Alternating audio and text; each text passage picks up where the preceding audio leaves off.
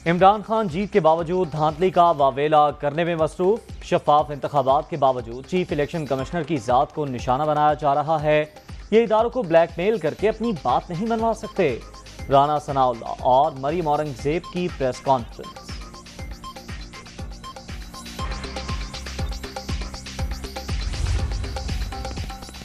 Election commission पर हमले की वजह वो धांधली नहीं जो हुई ही नहीं, ये फॉरेन फंडिंग के फैसले का खौफ है। आपको मालूम है आपके खिलाफ नाकाबिले तरदीद शवाहिद सामने आ चुके, उन्हें मंजर-ए-आम पर लाना नागुज़ीर है। ईसीपी केस का फैसला जल्द सुनाए, मरियम नवाज का ट्वीट।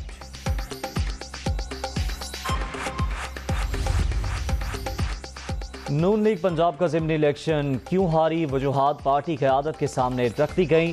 कारकुनों ने मुखालिफ जमातों से आने वाले मुनहरिफ अफराद को कबूल नहीं किया। पार्टी अहदेदारों और पुराने टिकट होल्डर्स ने इंतखाबी मुहिम के लिए जान नहीं लड़ाई। पेट्रोलियम मसनूआत और बिजली की कीमतों में इजाफे ने जल्दी पर तेल का काम किया। पोलिंग से 2 रोज कबल पेट्रोल सस्ता करने का भी कोई फायदा नहीं हुआ। रिपोर्ट वज़ीर आज़म के ज़ेर सदारत इजलास में पेश।